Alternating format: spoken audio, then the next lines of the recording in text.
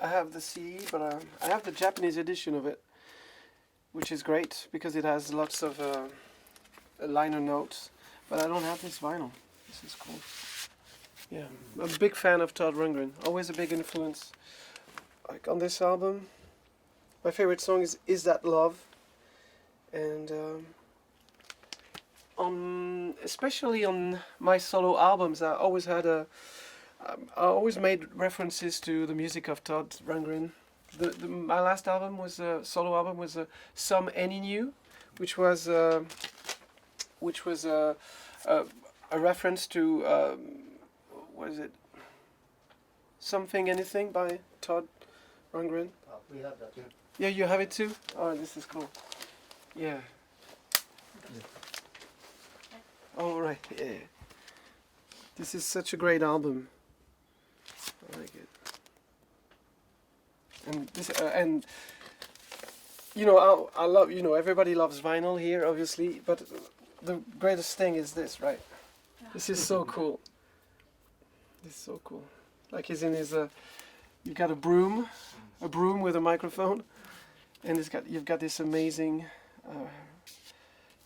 tape machine. You got crazy synthesizers. This is like when you look at this and you're a young kid, you want to make music. I think it's really inspiring. I love it.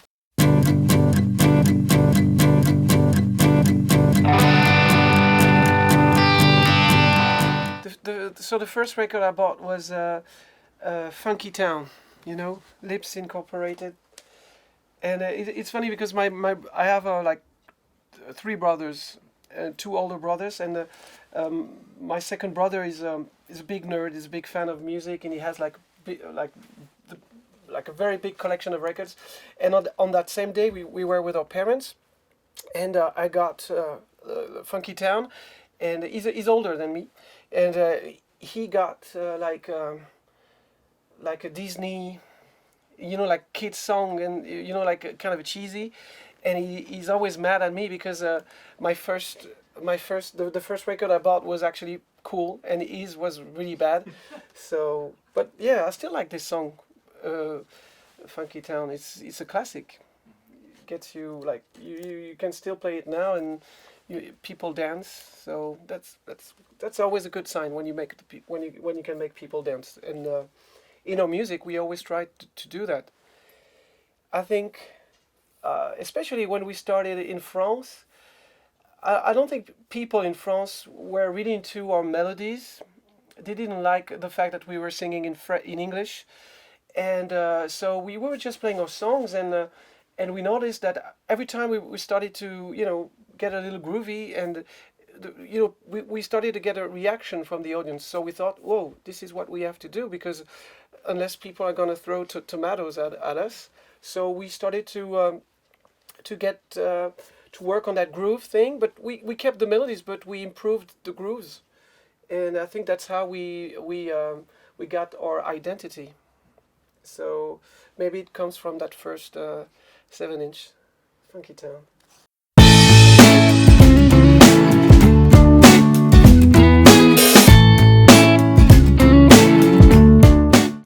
The albums, I think it was a bit later. In the first album I got was Aha.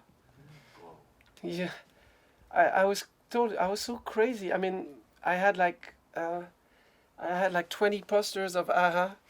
Morten Harket, the singer. I had like a life-size poster. I think my parents thought I was like totally crazy, but I'm still, Take on Me. It was also the impact of the video but the song is amazing with a little synthesizers, drum machines, and I think that's why we were. I mean, growing up in the 80s, we were also very.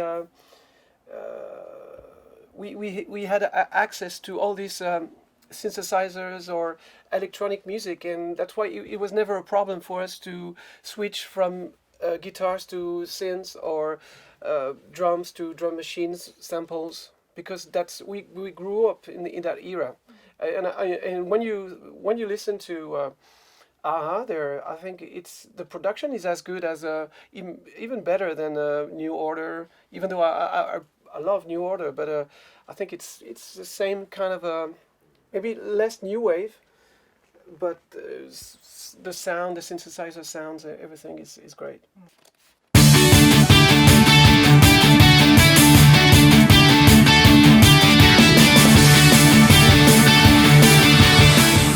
I don't know. I think like a band that was also very important for me was the Clash. Oh yeah, London Calling by the Clash. I've heard like in the other record stores, they're making a Japanese reissue of London Calling, I think. So it's everywhere. I love this album. I love the Clash. I love the way they looked, the way also the way they started as a punk band. And quickly they evolved and they incorporated reggae, soul, and then dub and then disco on Sandinista. So they were a big influence. Like every album they were reinventing themselves, and we tried to do that every time. Like every album should be about discovering like a new thing. Whether playing the piano because you're a guitar player, or like experimenting with samplers, or doing the soul album, we always try to do to keep how the Clash were doing it. So yeah, I think Pet Sounds, London Calling, and I think maybe the third favorite album could be the Stone Roses, the first album by the Stone Roses, such a classic. I love it, and they were kind of they were from the late 80s, yes. But they were also different because they were they love. Yeah, I think that's how I found out about love. They were also talking about funkadelic, and they had one song, Fool's Gold, with a guitar, wah-wah guitar. I bought a wah pedal after that, and they looked also so cool, and they had the Jackson Pollock style of artwork. So it's always good when a record gets you like into something else, whether like reading books or like The Doors. They had a song. There's a Spy in the House of Love, I think, and it's Anaïs Nin, the writer. So you read about it, then you try to get the book, and so the Stone Roses, they have Jackson Pollock kind of paintings on the cover. So you look for more Jackson Pollock. So I think music also is good for that. It builds bridges between different arts, I think. And and talking about the Clash, they were also very political, which was also, I think, is a good way when you're young, when you're a teenager. Like it really opens up your mind about gives you a bit of a political consciousness, I think.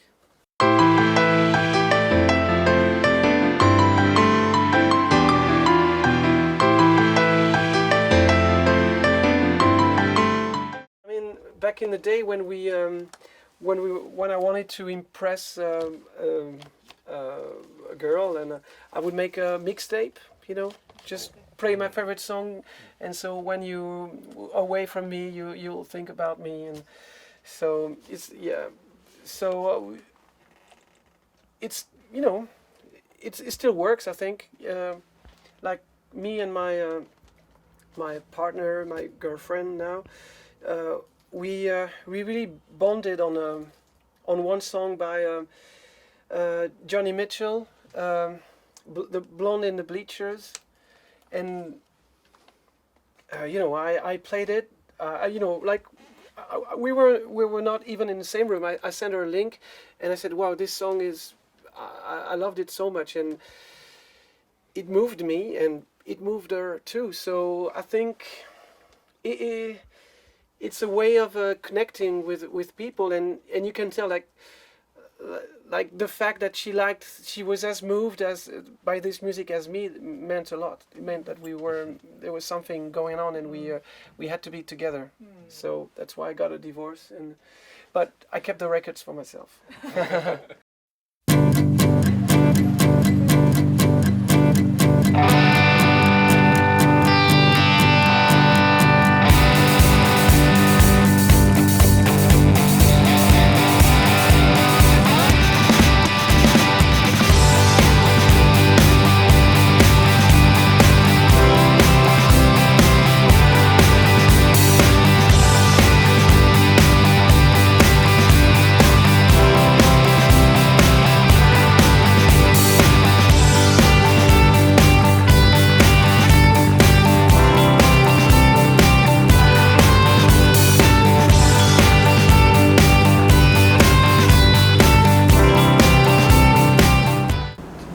I used to be a tea guy, but now I've become a coffee addict, and so the morning I think it's I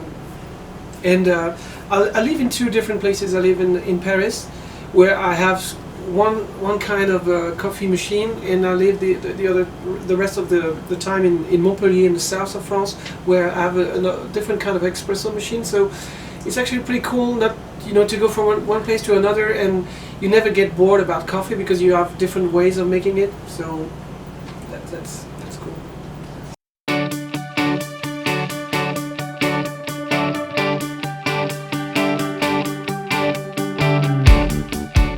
I think it happened here, maybe here or there, in this place, in this bar, Dogen's Rock, and I think we were there with my girlfriend, and he played. The owner of the bar, Yuji, played this song, and I was like, what is that? And I think I suspect that he wanted to impress me.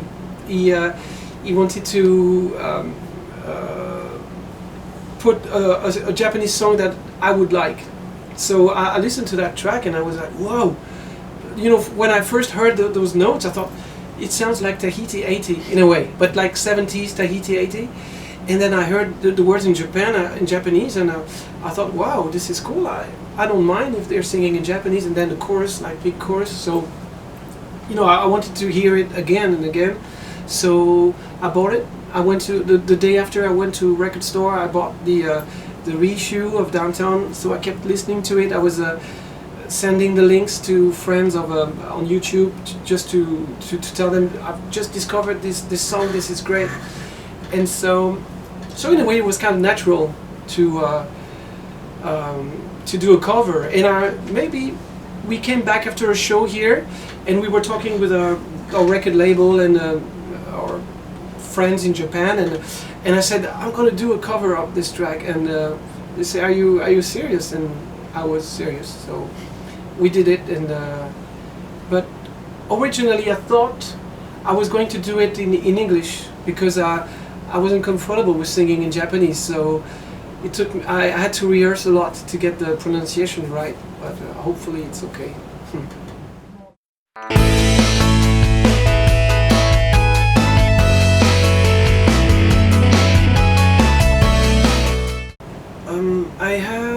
I have a few. Is there like a band called Bread and Butter? Or Yes, yes. This is city pop, right? Of like friends offered this record to me like 15 years ago, before the city pop, and actually I thought it was really good. It was like a bit Californian music, but with different some different chords in a different language. So I like that. And there's also I'm sorry, I don't remember the name, but it's the guy with mustache, long hair, and he's got from the 70s, like doing a bit of electronic, like synthesizers, electronic music. Not Ryuichi Sakamoto, but another. Hosono? Yeah. Hosono. Yeah. It's, I didn't know anything about this guy, and all of a sudden everything is you can get all the reissues everywhere. So it's good for us because, as I said, we were getting bored with the same records. So now we have new things to look for. So yeah. So I've been listening to a bit of that, and I've been listening to obviously Cornelius, which I always he keeps on putting out great records. There's a Japanese band called the Fin. They're pretty good, I think. Or I don't know how you pronounce it. The Fin. Yeah, Fin. I think they sing in English. They're pretty good. I saw another Japanese band. I think maybe Dayglow, or they sing in English too. So it's interesting. Now we have a Japanese band singing in English, but with a Japanese sensibility. So it's maybe they're a bit like in the same position as we were like 20 years ago. We were one of the first French bands to sing in English, and now you're getting Japanese bands who are not shy and who are also willing to express themselves in a different language. So this is cool. I think it's very diverse. Mm-hmm.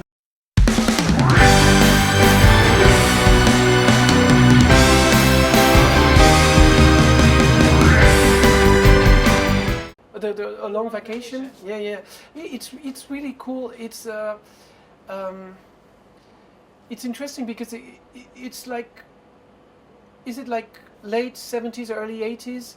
So I like it because the sound for me it's like the shift between the 70s and the 80s, where we go from analog to digital.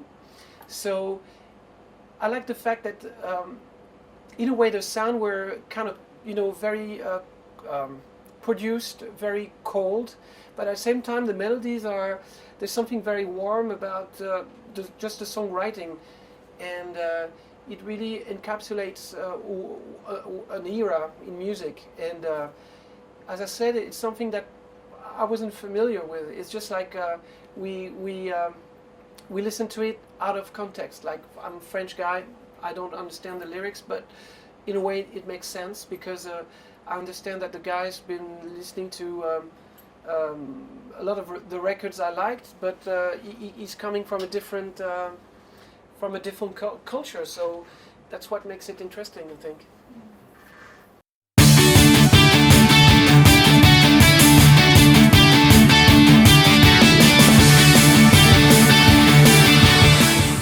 There used to be I used to have like books from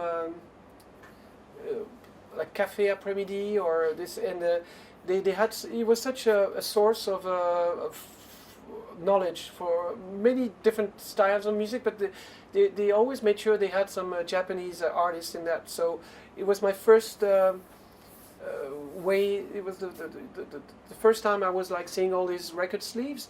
But as I said, right now it's very popular. So like if I go on Pitchfork, for instance, or if I follow on Twitter like a label, an American label called Light in the Attic, I'm aware of all the reissues. So, and as I said also, so we've been covering Downtown by Sugar Babe, and I have friends like DJs in Paris, and they came up to me and they said, "Wow, you did a great version of Downtown." And I was a little surprised. I didn't know they were familiar with that track, and they said, "Yeah, I always play it during my DJ sets." So I was kind of surprised by this because I thought it was like only for a few people who had been to Japan. But no, now it's everywhere. So the access to this information is now easier than it was before, which I think is a good thing.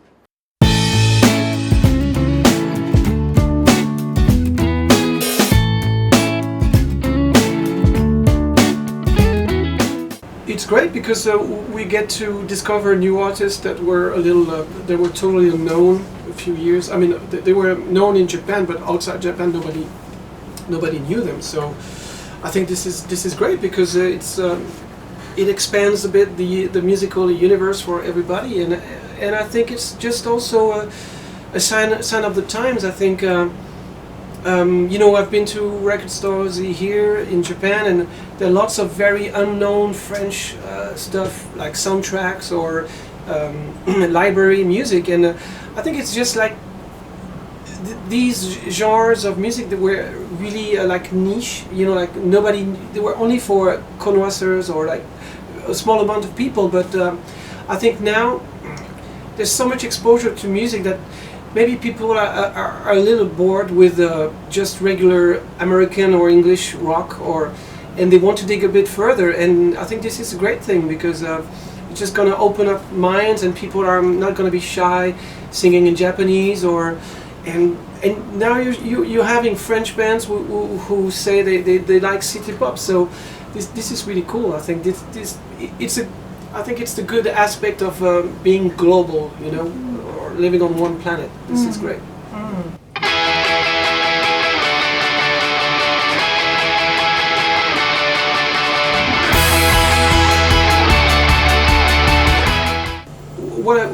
This is one thing I really like, particularly like about Tokyo is it's like one of the most like so many people. It's very crowded, right?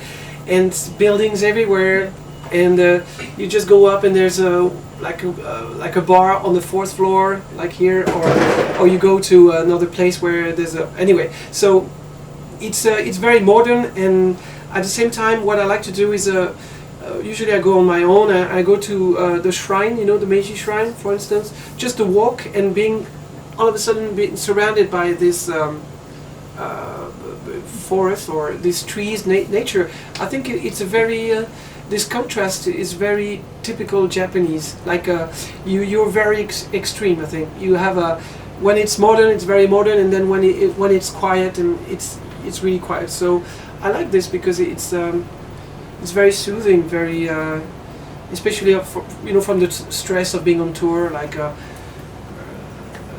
are we going to play a good show tonight? And just like walking around makes me think about all the stuff, and I really enjoy it.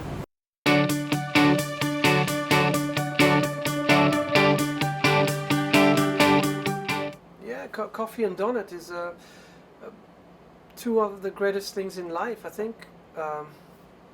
And essential. You can't live without. You need the coffee to get you going, and you need the music to soothe your soul. So it's a perfect combination.